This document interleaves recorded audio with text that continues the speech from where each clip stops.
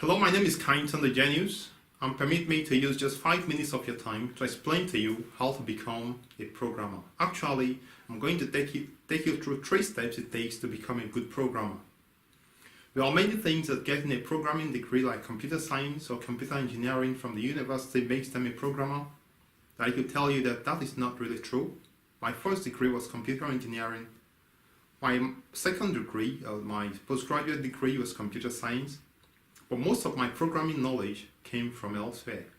So what really does it take to become a programmer? Why is it that many people spend so much money and time learning programming, maybe by enrolling in some big institutes, and eventually they don't end up as programmers? That's why we have so many computer science graduates working in the banks and elsewhere. Well, let me tell you the 3 steps it takes to become a programmer. 1, have the right mindset or develop the programming personality. 2, get a guide to guide you through becoming a programmer. And 3, solve problems. Let's take the first one, develop the programming personality. Programmers have particular personalities.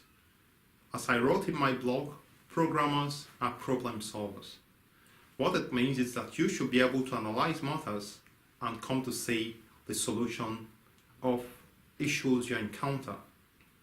You want to have a high level of foresight. You want to see the outcome even before the event. And that is naturally true because programmers write applications. So when you are developing an application as a programmer, you already foresee how the user will use this application right in the design time. So programmers have a particular personality of being able to think through matters and create a solution to a problem. So if you're somebody that wants to be in the limelight, or want to travel around the world, or want to be in front of the camera every time, most likely you are not cut out to be a programmer. The first thing you need to do is to build up your personality to be able to sit down, think through matters, take some quiet time to analyze things and come to a conclusion. This is a programming personality you need to develop. Step 2 is that you need to find a guide. Well, there are many big programmers, many good programmers around the world. But if you look at them carefully, you find out that they have a particular guide. Call it a mentor, somebody that actually guided them through. Some of these programmers were actually researchers. We know of Ada Lovelace, who actually was a student of Charles Babbage. So this is the trend it takes. You need to get somebody to guide you through, a very good programmer, who have actually proven his worth in the field of programming. And that is why I'm here. I'm here to help you become a programmer. So if you let me know the language you want to learn, what really you want to do, you can leave a comment in the comment box below to tell me what you really want to do. And for sure I'm going to help you.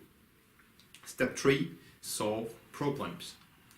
You can't be a programmer if you have not solved certain problems. What do I mean? You'll need to write some programs that actually solve real problems. For instance, when I was young, I wrote programs to be able to manage income and expenditure in a whole. So this you can develop for yourself or for somebody or some small organization, and then it solves their problem. Or you can write a program to log the weather condition for different days and be able to create a chart and be able to predict what the weather will be at a certain time. So the third step is very important. You need to take a small programming project. It may be mathematical project like solving certain equation or reaching some conclusion. It may also be in other fields like business.